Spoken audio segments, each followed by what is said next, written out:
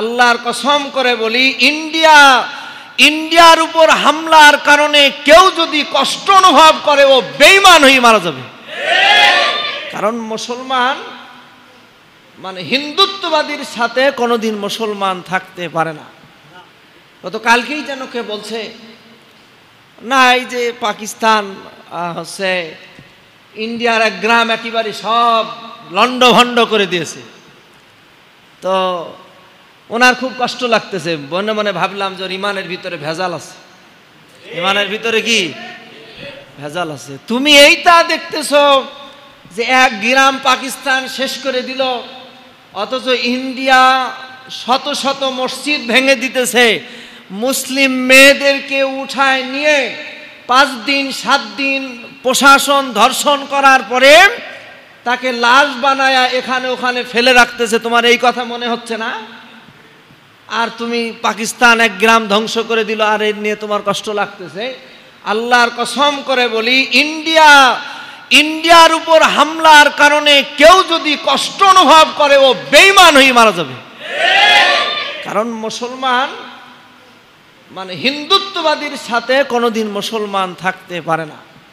এজন্য পাকিস্তান ভারত যে যুদ্ধ বাঁচতেছে, আমার আপনার দায়িত্ব হলো তাহাজ্জুদের এই কপালটা আল্লাহ তাআলাকে লাগা, আল্লাহর কাছে বলা যে আল্লাহ সুযোগ হলে আমিও যাব, কিন্তু না যেতে পারলেও তুমি মুসলমানদেরকে বিজয় দাও। এজন্য বিজয়ের তামান্না। তবে হিন্দুস্তান বিজয় হবে এটা 100%, কারণ রসুলের কথা তো আর মিথ্যা হতে পারে না। রসুল আকরাম সাল্লাল্লাহু আলাইহি সাল্লাম বলেছেন, গাজওয়াতুল হিন্দ এই যুদ্ধের মাধ্যমে এই হিন্দুস্তান পুরা আবার মুসলমানরাই শাসন করবে। এটা হবেই, রসুলের কথা।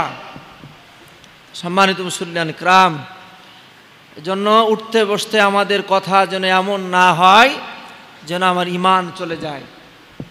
যত বাধা আসুক না কেন আমাকে ঈমানের উপরে থাকতে হবে।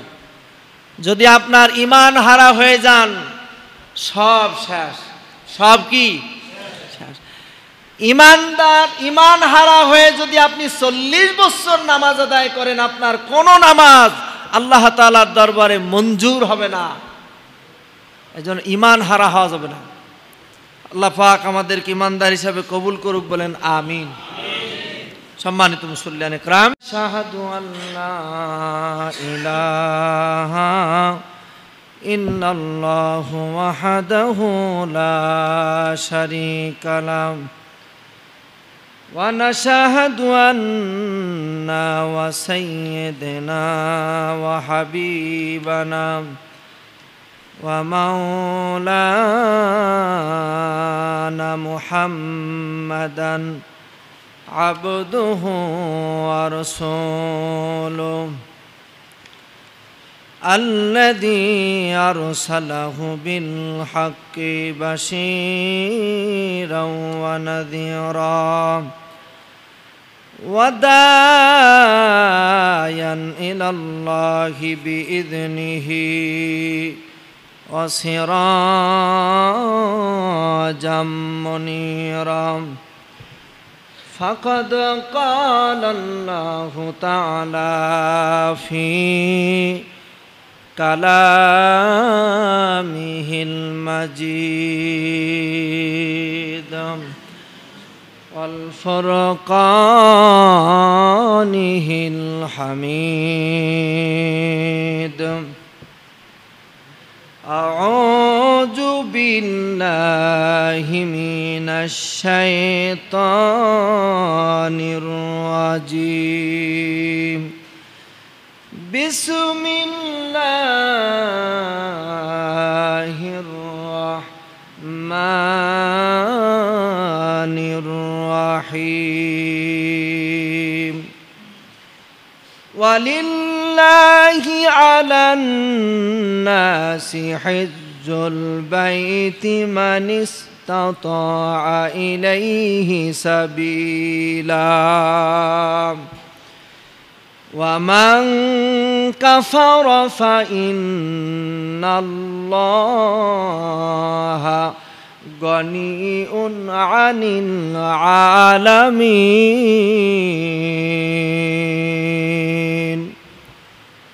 সাদাকাল্লাহুল আযীম ওয়া ক্বালা তাআলা ফি শানি হাবিবিহি ইন্নাল্লাহা ওয়া মালাইকাতাহু ইউসাল্লুনা আলান নবী ইয়া আইয়ুহাল্লাযীনা আমানু সাল্লু আলাইহি ওয়া সাল্লিমু তাসলিমা আল্লাহুম্মা আল্লাহর ভয় তারা কভু পথ ভুলে যায় না আল্লাহর প্রেম ছাড়া এই দুনিয়ায় কারো কাছে কোনো কিছু চাই না যাদের হৃদয়ে আছে আল্লাহর ভয় তারা কভু পথ ভুলে যায় না আল্লাহর প্রেম ছাড়া এই দুনিয়ায় কারো কাছে কোনো কিছু চাই না রাতের আধারে যারা সিজদাতে রয় দু চোখের অশ্রুতে নদী যেন বয় ছলনার হাতছানি যত আসুক ছলনার হাতছানি যত আসুক পিছনে ফিরেও তাকাই না যাদের হৃদয়ে আছে আল্লাহর ভয় তারা কভু পথ ভুলে যায় না আল্লাহর প্রেম ছাড়া এই দুনিয়ায় কারো কাছে কোনো কিছু চাই না আলহামদুলিল্লাহ আল্লাহ তাআলার দরবারে লক্ষ কোটি শুকরিয়া যে আল্লাহ পাক যে মহান মনিব মহান সৃষ্টিকর্তা রাজা ধীরাজ হায়াতের মালিক যে আল্লাহ তাআলা দুনিয়ার সমস্ত ব্যস্ততা থেকে ফারেক করে আজকের এই বরকতপূর্ণ জুমার দিনে যে আল্লাহ পাক আমাদেরকে মসজিদে আসার মতো তৌফিক দান করলেন শুকরিয়া তান সকলে জবান ছেড়ে পড়ছি আলহামদুলিল্লাহ দরুদ ও সালাম ইনশাআল্লাহ সে বিষয়ে কিছু কথা বলার চেষ্টা করব আল্লাহ পাক যেন আমাদেরকে তৌফিক দেন বলেন আমিন সম্মানিত উপস্থিতি রাসূল আকরাম সাল্লাল্লাহু আলাইহি সাল্লাম তিনি বলছেন সব থেকে হতভাগা হলো তারা যারা জুমার দিনেও নামাজে দেরি করে আসে এটা কি আমার কথা সব থেকে বড় হতভাগা কারণ জুমার দিন গরিবের হজ কাদের হজ কেউ যদি নিয়ত করে যে আমি জুমার দিনটাকে হজের মতো মনে করে আল্লাহ পাক তাকে অবশ্যই হজের সওয়াব দেবে এজন্য আল্লাহ তাআলাকে যে যেমন ভাবে চেনে সে তেমন ভাবেই পায় এজন্য কেউ যদি মনে করে যে আমি ঘুমাচ্ছি আল্লাহ পাক আমাকে খাওয়াবে অবশ্যই আল্লাহ পাক আপনাকে খাওয়াবেই আপনি শুয়ে থাকেন খাওয়াবে যেভাবেই হোক খাওয়াবে এজন্য আল্লাহ তাআলার প্রতি বিশ্বাসটা আপনার যেমন হবে আপনি আল্লাহ তাআলাকে ওইভাবেই পাবেন যে যেমন ভাবে বুঝবে গতকালকেই যেন কে বলছে না এই যে পাকিস্তান হচ্ছে ইন্ডিয়ার এক গ্রাম একেবারে সব লন্ডভন্ড করে দিয়েছে তো ওনার খুব কষ্ট লাগতেছে মনে মনে ভাবলাম যে ইমানের ভিতরে ভেজাল আছে ইমানের ভিতরে কি ভেজাল আছে তুমি এইটা দেখতেছো যে এক গ্রাম পাকিস্তান শেষ করে দিল অথচ ইন্ডিয়া শত শত মসজিদ ভেঙে দিতেছে মুসলিম মেয়েদেরকে উঠায় নিয়ে 5 দিন 7 দিন প্রশাসন ধর্ষণ করার পরে তাকে লাশ বানায়া এখানে ওখানে ফেলে রাখতেছে, তোমার এই কথা মনে হচ্ছে না? আর তুমি পাকিস্তান 1 গ্রাম ধ্বংস করে দিল, আর এর নিয়ে তোমার কষ্ট লাগতেছে? আল্লাহর কসম করে বলি, ইন্ডিয়ার উপর হামলার কারণে কেউ যদি কষ্ট অনুভব করে, ও বেঈমান হয়ে মারা যাবে। কারণ মুসলমান মানে হিন্দুত্ববাদীর সাথে কোনোদিন মুসলমান থাকতে পারে না। এজন্য পাকিস্তান ভারত যে যুদ্ধ বাঁচতেছে, আমার আপনার দায়িত্ব হলো তাহাজ্জুদের এই কপালটা আল্লাহ তাআলাকে লাগা, আল্লাহর কাছে বলা যে আল্লাহ সুযোগ হলে আমিও যাব, কিন্তু না যেতে পারলেও তুমি মুসলমানদেরকে বিজয় দাও। যেন বিজয়ের তামান্না। তবে হিন্দুস্তান বিজয় হবে এটা 100%, কারণ রসুলের কথা তো আর মিথ্যা হতে পারে না। রসুল আকরাম সাল্লাল্লাহু আলাইহি সাল্লাম বলেছেন, গাজওয়াতুল হিন্দ এই যুদ্ধের মাধ্যমে এই হিন্দুস্তান পুরা আবার মুসলমানরাই শাসন করবে, এটা হবেই, রসুলের কথা। সম্মানিত মুসল্লিয়ান কিরাম, এজন্য উঠতে বসতে আমাদের কথা যেন এমন না হয় যেন আমার ঈমান চলে যায়। যত বাধা আসুক না কেন আমাকে ঈমানের উপরে থাকতে হবে। যদি আপনার ঈমান হারা হয়ে যান, সব শেষ। সব কি শেষ? ঈমান হারা হয়ে যদি আপনি 40 বছর নামাজ আদায় করেন, আপনার কোনো নামাজ আল্লাহ তাআলার দরবারে মঞ্জুর হবে না। এজন্য ঈমান হারা হওয়া যাবে না। আল্লাহ পাক আমাদেরকে ঈমানদার হিসাবে কবুল করুক, বলেন আমিন। সম্মানিত মুসল্লিয়ানে কিরাম, এজন্য আল্লাহ তাআলার প্রতি বিশ্বাস রাখতে হবে। জুমার দিনটাকে আলাদাভাবে দেখতে হবে। জুমার দিনের প্রস্তুতি বৃহস্পতিবার থেকে শুরু হবে। আজকের এই জুমার দিনকে লক্ষ্য করে আপনার অনেক প্রস্তুতি আছে, এই প্রস্তুতিগুলো আপনাকে করতে হবে। এই জুমার দিনকে লক্ষ্য করে হাতের ছাড়া কেটেছেন? কে কে হাত তোলেন তো দেখি। অনেকেই কেটেছেন, 50% হয়নি, দেখছেন অনেকেই কাটে নাই। এই সুন্নতকে জিন্দা করার কারণে সপ্তাহের মাঝখানে হাতের ছাড়া কাটবেন না, হাতের ছাড়া কাটবেন না। কারণ আপনি সুন্নতকে জিন্দা করার কারণে ছাড়া কাটবেন, আমল হবে। সুবহানাল্লাহ। কি হবে? আমল হবে।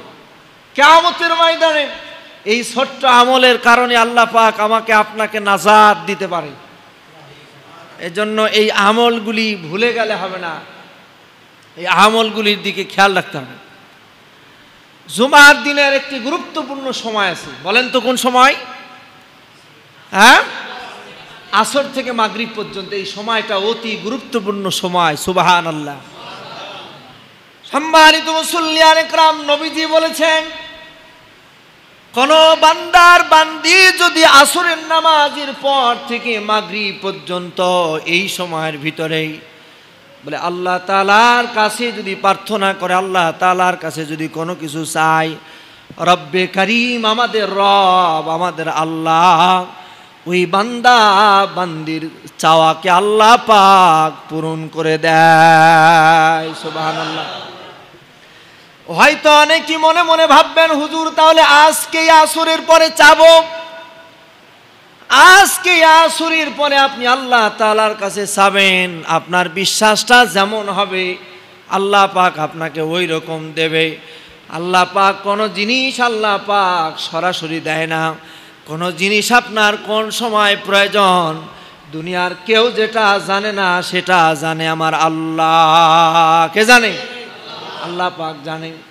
এই জন্য আপনি চান আল্লাহ রাব্বুল আলামিন এই দুনিয়ার ভিতরে আপনার যখন যেটা প্রয়োজন, যখন যেটা লাগবে, আল্লাহ রাব্বুল আলামিন আপনাকে দিয়ে দিবে।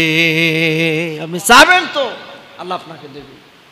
এই জন্য জুমার দিনের এই গুরুত্বপূর্ণ সময় আপনি একটু কাজে লাগান, আল্লাহ পাক আপনাকে বরকত দিবে। আল্লাহ কবুল করুক, বলেন আমিন। সম্মানিত মুসল্লিয়ানে কিরাম, আজকে আলোচনা করব হজের আলোচনা। কিসের আলোচনা? হজ।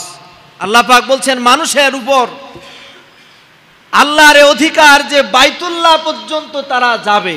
বাইতুল্লাহ কার ঘর? আল্লাহর ঘর। কার ঘর?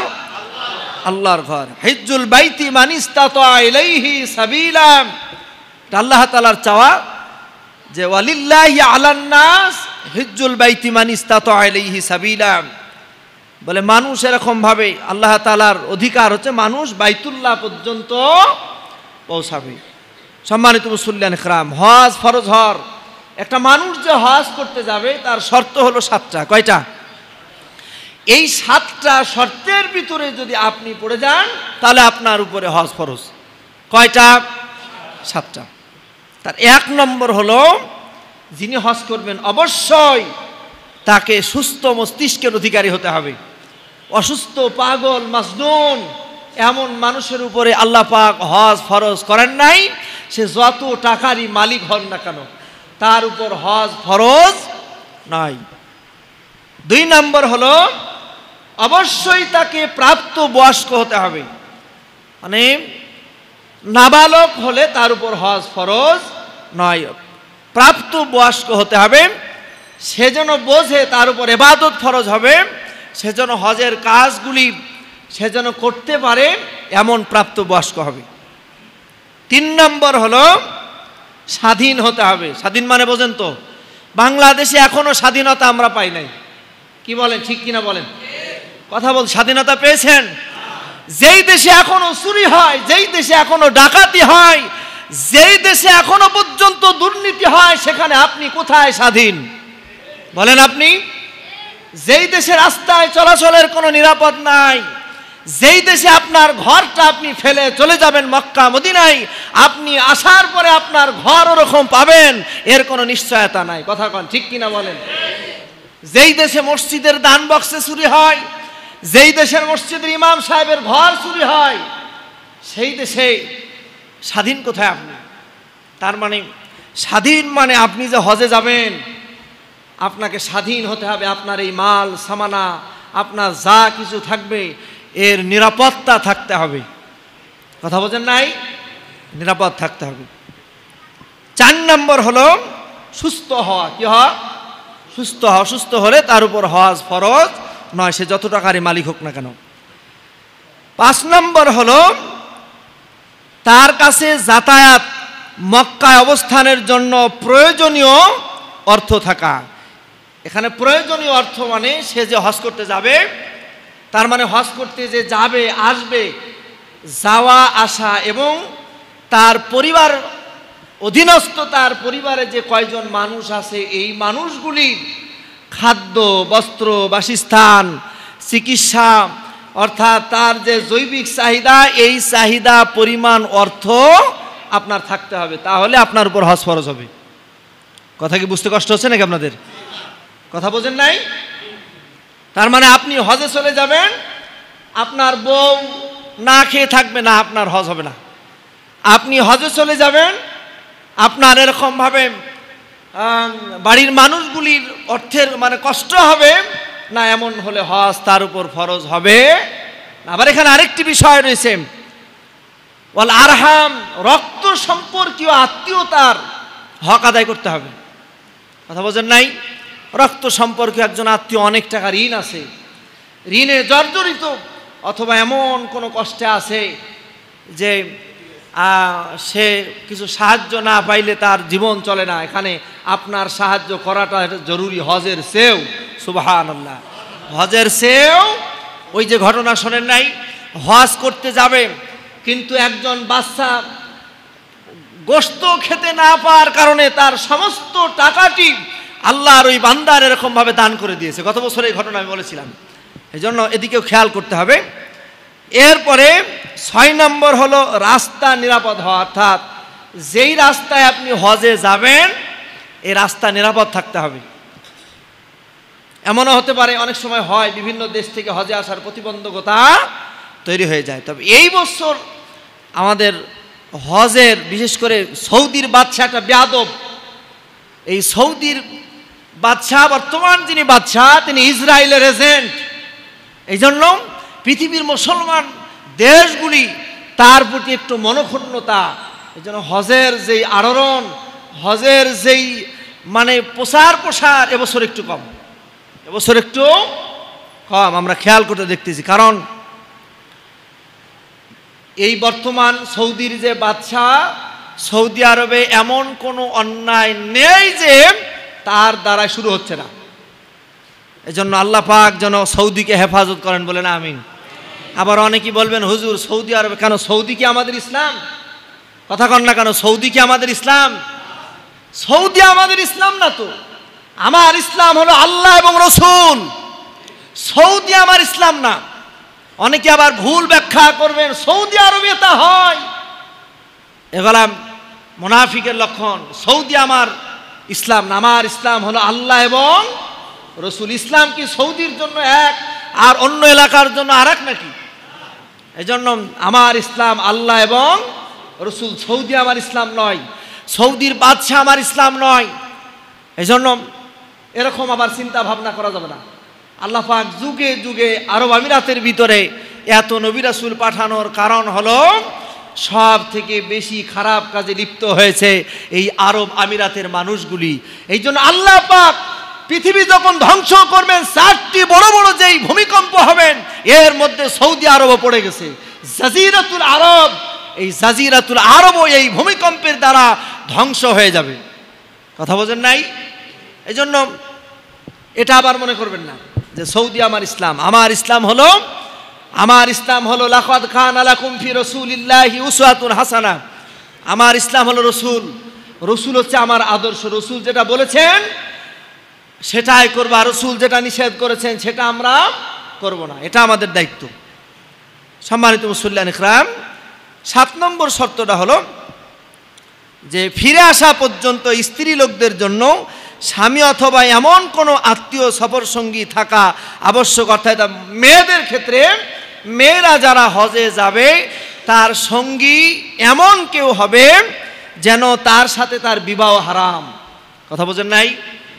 এই জন্য স্ত্রীদেরকে যার সাথে হজে পাঠানো যাবে না। আপনি স্বামী আর স্ত্রী একসাথে যাবেন, কিন্তু অন্য কোনো পুরুষের সাথে আপনি হজে পাঠাতে পারবেন না। সম্মানিত মুসল্লিয়ান ইকরাম, অনেকে ভাবলেন হুজুর হজ, হ্যাঁ রাসূল সাল্লাল্লাহু আলাইহি সাল্লাম বলেছেন, হজ করে কোন মানুষ যখন বাইতুল্লাহ হাজরে আসওয়াদ পাথর স্পর্শ করলো, হজে গেল, আল্লাহর ঘর তাওয়াফ করলো, রাসূল বলেছেন সে একটা নিষ্পাপ শিশুর মতো হয়ে যায়। কিসের মতো হয়? নিষ্পাপ শিশুর মতো। মুফাসসিরিন ইকরাম উদাহরণ দিয়েছেন। মুফাসসিরিন ইকরাম কি দিয়েছেন? উদাহরণ দিয়েছেন। সম্মানিত মুসল্লিয়ান ইকরাম, একটা নিষ্পাপ শিশু মানে ওই শিশুটার কোনো গুনাহ নাই, সাদা কাপড়ের মতো, কাপড়ে যেমন কোনো দাগ নাই। এই জন্য হজ করলেন। আমাদের দেশে তো বহু হাজি আছে দাঁড়িয়ে প্রসাব করে, আছে না নাই? বহু হাজি আছেন। আপনি হজ করলেন, আপনি সাদা হয়ে গেলেন। হজের পরিপূরক অর্থ হলো মরে যাওয়া। কি যাওয়া? মরে যাওয়া। অর্থাৎ মরা মানুষ যেমন গুনাহ করতে পারে না, মরা মানুষ যেমন খারাপ কাজ করতে পারে না। হজ করে আসলাম, আমাদের দেশে বহু হাজি আছে। ওই যে একবার টেলিভিশনে সাক্ষাতে দেখলাম, ওই যে এটিএম শামসুজ্জামান নাকি অভিনয় করে, খুব নকশি অভিনয়। তিনি বলতেছিলেন আমার তো কয়েকবার মক্কা মদিনায় যাওয়া হলো। আমি বলি আল্লাহর কসম করে বলি, যারা এই সকল নাটক সিনেমায় যারা অশ্লীল অভিনয় করে, তারা যদি 1000 বার যদি হজ করে আর অনলাইন থেকে যদি তার অশ্লীল ছবিগুলি যদি ডিলিট না করে দেওয়া হয়, দুনিয়ার মানুষ যদি দেখে, তার কোনো হজ আল্লাহর দরবারে মঞ্জুর হবে না। হবে নাকি? হবে না। নবীজি বলেছেন হজ করলে সে নিষ্পাপ শিশুর মতো হয়ে যায়। তাহলে শিশুরা কি অন্যায় করে নাকি? বলেন অন্যায় করে নাকি? কথা বলেন, অন্যায় করে? শিশুদের অন্যায় করে না। এই যে শিশুরা, এই জন্য হজ করে আসার পরে যদি আবার আপনি গুনাহ করেন, খারাপ কাজ করেন, বলেন তো আপনার সাদা কাপড়টায় যদি আপনি আবার দাগ লাগান, তাহলে আপনার কাপড়ে দাগ লাগবে কি লাগবে না? আপনারা কি ঠসা নাকি? লাগবে কি লাগবে না? লাগবে। কথা শোনা যাচ্ছে না মাইকে? তো কথা বলছেন না কেন? কথা বলাটা জরুরি। কথা বলাটা কি জরুরি, কথা বলবেন। এই জন্য সম্মানিত মুসল্লিয়ান ইকরাম, আল্লাহ পাক যেন আমাদের হজের তৌফিক দেন, বলেন আমিন। সম্মানিত মুসল্লিয়ান ইকরাম, রাসূল আকরাম সাল্লাল্লাহু আলাইহি সাল্লাম হজের গুরুত্ব সম্পর্কে বলেছেন। রাসূল সাল্লাল্লাহু আলাইহি সাল্লাম বলছেন যে হজের গুরুত্ব সম্পর্কে তিনি বলছেন, যে ব্যক্তি হজ করল সে একেবারে শিশুর মতো হয়ে গেল। সুবহানাল্লাহ। এই জন্য হজ যাদের মানে সামর্থ্য আছে তাদের হজ করাটা জরুরি। আল্লাহ পাক যেন আমাদেরকে তৌফিক দেন, বলেন আমিন। সম্মানিত মুসল্লিয়ান ইকরাম, এই হজের সাথে সাথে আমাদের একটি গুরুত্বপূর্ণ বিষয় একটু আগেই আরও কিছুদিন আগে বলতে চেয়েছিলাম, কিন্তু একটু আগেই আপনাদেরকে বলি। সেটা হলো, আমরা তো এখানে সবাই হজে যেতে পারবো না, পারবো কি কোন? এখানে সবাই কি হজে যাওয়া সম্ভব? কিন্তু নিয়ত করবেন যে না, আল্লাহ পাক তুমি যদি তৌফিক দাও আমি হজে যাব। আল্লাহ পারে কি পারে না? আল্লাহ তৌফিক দিতে পারে কি পারে না? আল্লাহ পাক পারে। আল্লাহ যদি চাই হয়ে যাবে। আর যাওয়াটা তো আল্লাহর উপর নির্ভরশীল। আল্লাহ তাআলা যাকে কবুল করবে তিনি যাবেন, আল্লাহ তাআলা যাকে চাবে না তিনি যেতে পারবে না। আবার এমনটা না যে আল্লাহ যাকে চাবে হজে নিয়ে যেই তাকে জান্নাতে দেবে, এমনটাও নয়। আল্লাহ তাআলা কাউকে হজে নিয়েও জাহান্নামে দেবে। এজন্য খুব খেয়াল, রাসূল আকরাম সাল্লাল্লাহু আলাইহি সাল্লাম জীবনেও কোনোদিন ওয়াস কান্নি নামে যে আমরা যে পাগলকে চিনি, আল্লাহ রসুলকে জীবনে কোনোদিন দেখে নাই। কিন্তু আল্লাহ রসুলের জুব্বা মুবারক হযরতে আলী কয় আমি পাবো, হযরতে আবু বকর কয় আমি পাবো, হযরত উমর বলে যে আল্লাহ রসুলের জুব্বা তো আমাকে দেবে, হযরতে আলী বলে আমি রসুলের জামাই, আমি আল্লাহ রসুলের জুব্বা পাবো। অথচ রসুলের জুব্বা পাইলেন, জীবনে কোনোদিন এই ওয়াজ কুন্নি কোনোদিন আল্লাহ রসুলকে দেখে নাই, অথচ রসুলের জুব্বা এই ওয়াজ কুন্নি পেয়ে গেছে। সুবহানাল্লাহ বলেন। এই জন্য সব দিকে খেয়াল রাখতে হবে। এই জন্য যে কোনো বিষয় ভালোভাবে বুঝতে হবে। অনেক মানুষের কাছে তাই যদি হতো, তাহলে এই দেশে অনেক টাকাওয়ালারা আছে, 2-5-7 লাখ 10 লাখ টাকা তাদের কাছে টাকাই না, তারা তো হজে যে জান্নাত কিনে নিত। ঠিক কিনা কন? জান্নাত কিনে নিত না? তারা তো হজে যে জান্নাত কিনে নিত, যে হজে গেলেই যদি জান্নাত পাওয়া যায়। এই জন্য সম্মানিত মুসল্লিয়ান ইকরাম, এই জন্য পরিশুদ্ধ হতে হবে। নিজেকে কি হতে হবে? পরিশুদ্ধ হতে হবে। তাহলে ওই হজ আল্লাহ পাকের দরবারে বড় মঞ্জুর হয়ে যাবে। সম্মানিত মুসল্লিয়ান ইকরাম, আমরা যেহেতু হজে যেতে পারবো, রাসূল বলছেন কোরআনুল কারীমে আল্লাহ পাক বলছেন, যেই ব্যক্তি এই জিলকদ মাস, এই মাসের নাম কি? জিলকদ। ধরে বলেন জিলকদ মাস। আরবি 12টি মাস আছে। কয়টি? ধরে বলেন কয়টি? 12টি মাস আছে আরবি। অনেকে জানেও না 12টি মাস আরবির কথা, জানেই না। ওরা জানুয়ারি ফেব্রুয়ারি চেনে। এমন কপাল পোড়া জাতি, এই দেশে বাংলা ভাষাভাষী মানুষ বাংলা 12টি মাসের নাম অনেকে জানে না, শুধু চেনে বৈশাখ মাস আর শীত। কি বলে? শীতকালকে শীতই তো বলে, আর শীত এই চেনে, আর কিচ্ছু চেনে না। আছে না নাই? আছে 12টি বাংলা মাসের নামও, কিন্তু আরবি মাসের নামটা এটা কোরআনের ভিতরে দিয়েছে আল্লাহ পাক। এই মাসটি আমাদের জানা দরকার ছিল, কারণ এই আরবি মাসের সাথে আমাদের ইবাদতের সম্পর্ক। সুবহানাল্লাহ। সম্মানিত মুসল্লিয়ান ইকরাম, আরবি 12 মাসের প্রথম মাস হলো মুহররম। মুহররম মাসের সাথে আশুরার সম্পর্ক কি আছে না? প্রথম মাস মুহররম, মুহররম, সফর, রবিউল আওয়াল, রবিউল সানি, জমাদিউল আওয়াল, জমাদিউল সানি, রজব, শাবান, রমজান, শাওয়াল, জিলকদ, জিলহজ। এই হলো 12টি মাস। প্রত্যেকটা মাসের সাথে কম বেশি মুসলমানদের জন্য ইবাদতের সম্পর্ক। বলি সুবহানাল্লাহ।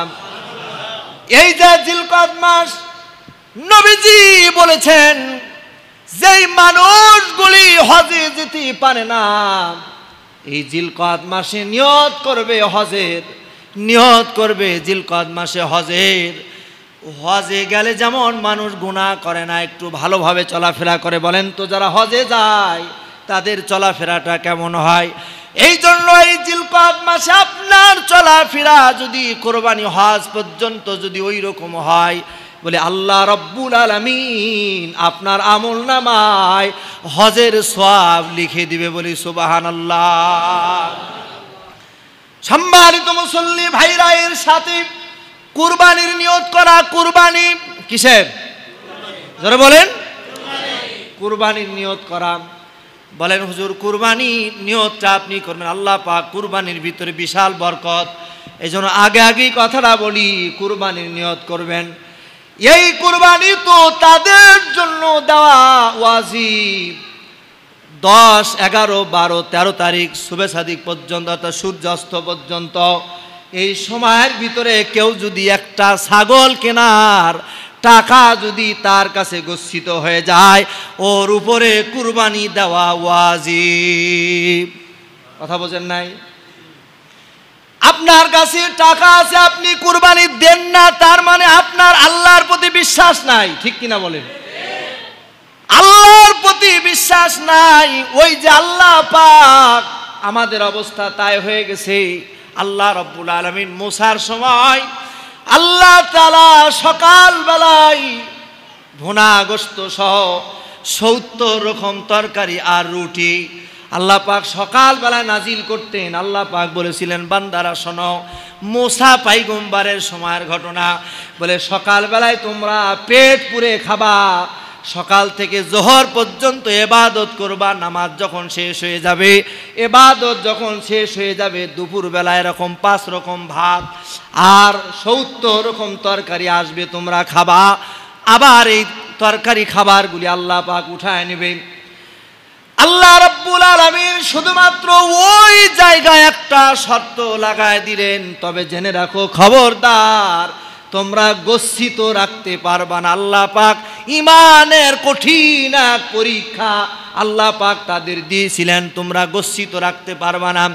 কিন্তু সকাল বেলায় এত সুন্দর 70 রকম তরকারি আর রুটি খাওয়ার পর কিছু মানুষ চিন্তা করে, দুপুরে যদি আল্লাহ না দেয়, আর আছে না, এরকম আছে না, আল্লাহ যদি দুপুরে না দেয়, ইমানের ভিতরে ভেজাল। আল্লাহ পাক বললেন তোমরা গচ্ছিত রাখতে পারবে না। আর গচ্ছিত রাখা যখন শুরু করে দিল, আল্লাহ পাক খাবার উঠায় নিল, বলে এবার খা। এবার খাচ্ছি না আমরা, লাগা কেটে নিয়ে আয়, সিদ্ধ কর, আবার কোথায় নিয়ে যা, মিলে ভাঙাতে নিয়ে যা, তারপরে খা। কথা কন ঠিক কিনা কন? রুটি খাবি, গম আগে জমিনের ভিতরে বপন কর, এরপরে সার দিয়া সুন্দরভাবে তৈরি কর, এরপরে আন, এরকম ভাঙ্গায় নিয়ে আবার আগুনের কাছে নিয়ে যা। মেয়ে লোককেও সার দেয় না, এরকম ভাবে রুটি বানা, তারপরে খা। ঠিক কিনা কন? অথচ আল্লাহ পাক আসমান থেকে খাবার নাজিল করতো। আল্লাহ পাক শুধু শর্ত দিয়েছিল, শোন, আল্লাহ পাক শর্ত দিয়েছিল গচ্ছিত রাখতে পারবে না। আমাদের সমাজের ভিতরে দেখবেন কিছু মানুষ আছে যারা কুরবানি দেয়, প্রতি বছর দেয়। ঠিক কিনা বলেন? আর কিছু মানুষ আছে দেয় না, সারা জীবন দেয় না। আল্লাহ কয়, দেওয়া কুরবানি দেওয়াও তোর কপালে জুটবে না। ঠিক কিনা কন? আমার ভাইরা, কুরবানি দেওয়ার মতো বহু মানুষ কুরবানি দেয় না, অভাব। আল্লাহ কয়, তুই অভাব দেখাস, তোকে অভাবই দেব। ঠিক কিনা কন? এই জন্য যে যেমন দেয় আল্লাহ পাক তাকে ওই রকমই দেয়। এই জন্য আপনি আল্লাহকে যেইভাবে দেখবেন, আল্লাহ পাক আপনাকে ওইভাবে দেবে। এই জন্য কুরবানি দেবেন, বরকত দিবেন আল্লাহ, এই বিশ্বাস আপনি রাখবেন, আল্লাহ পাক আপনাকে বরকত দেবেই দেবে। এই বিশ্বাস আছে তো আপনাদের? আছে? তাহলে এখন থেকে কুরবানি চিন্তা করবেন যে কুরবানি আমি দেবই। কি বলবো, মানুষ আল্লাহ তাআলার কাছে এত ছলচাতুরি, বলেন তো আল্লাহ বেশি চালাক না মানুষ চালাক? আপনি যত চালাকি করবেন, আল্লাহ বেশি বোঝে না কম বোঝে? আল্লাহ কয়, তুই যদি দেখবেন মসজিদের সাদা না হুজুর অভাব, তো অভাবে ঠিক আছে, অভাবেই থাক, অভাবেই থাক। এই জন্য অভাব দেখাবেন না, আল্লাহ সন্তুষ্ট হবে। অভাব দেখাবেন, আল্লাহ সন্তুষ্ট হবে। সম্মানিত মুসল্লিয়ান ইকরাম, সব সময় আল্লাহর সন্তুষ্টি, শুকরিয়া আদায় করবেন, আল্লাহ পাক বরকত দিয়ে দিবে। আল্লাহ কি দিয়ে দিবে? আল্লাহ পাক আমাদের সকলকে বোঝার তৌফিক দান করুক, বলেন আমিন। সম্মানিত মুসল্লিয়ান ইকরাম, অবশ্যই বেশি বেশি শুকরিয়া আদায় করবেন। শুকরিয়ার বাণী কি বলেন তো? শুকরিয়ার বাণী কি? জোরে বলেন কি? আরো জোরে বলেন কি? হায় হায়, আলহামদুলিল্লাহ বলতে বড় কষ্ট হয়। জবান ছেড়ে বলেন তো আলহামদুলিল্লাহ। তাহলে এই মসজিদে শুকরিয়া আদায় করলেন, শুকরিয়া হয়ে গেল? না না না, এখানে মসজিদে আলহামদুলিল্লাহ বললেন আর শুকরিয়া হয়ে গেল না। জমিনে চলতে ফিরতে সব জায়গায় শুকরিয়া হবে কার? ছোট্ট একটি কথা বলি, ওই আমাকে এই এদানিং দুই একজন, ওই সেদিনও একজন একটা কদু দিয়েছে, কদু মাঝে একজন বাসায় দিয়ে এসেছে কদু, বোঝেন তো, হুজুরকে দেশে। আপনার আবার ভাই হুজুর আবার, এখন এই কদু পাওয়ার পরে কেউ হয়তো ভাবতেছে যে হুজুরের তখন কদু কিনে খাওয়া লাগতেছে না, কথা বলছেন নাই তো। আসলে বলাটা আপনার রসিকতা না কি আল্লাহ পাক ভালো জানে। তবে আপনি যদি শুকরিয়া আদায় করেন যে না, সে তা মানে কদু যে দিয়েছে একজন ইমাম সাহেবকে, আপনি সাথে সাথে বলবেন আলহামদুলিল্লাহ। কে বলবেন? তাহলে আল্লাহ পাক ওই বরকত পুরা মহল্লার মধ্যে আল্লাহ পাক দিয়ে দিবে। ওই যে এক লোক মাছ ধরতে গেছে, মাছ ধরতে গেছে ও সকালে, আর একজন গেছে বিকালে। সকালে আসার পরে উনি কোনো মাছ পায় নাই, কিন্তু বিকেলে ওর সাথে যখন দেখে বড় মাছ পেয়েছে, তো তখন বলছে যে ইসরি, আমি যদি সকালে না যেয়ে যদি বিকালে যেতাম। একজন বুজুর্গ বলতেছে, যখন সে বলল ইস আমি যদি সকালে না যেয়ে বিকেলে যাইতাম, একজন বুজুর্গ বলছে, যিনি আফসোস প্রকাশ করলো ও ধ্বংস হয়ে গেল। কথা বলেন ঠিক কিনা বলেন? যে আফসোস প্রকাশ করলো ধ্বংস হয়ে, আলহামদুলিল্লাহ আল্লাহ পাক তোমার বরকতের ব্যবস্থা করে দিবে। এই জায়গায় বড় দুর্বল আমরা, ঠিক কিনা বলেন? বড়ই দুর্বল। এজন্য শুকরিয়া আদায় করবেন আল্লাহর। আল্লাহ পাক আমাদের সকলকে কবুল করুক, বলেন আমিন।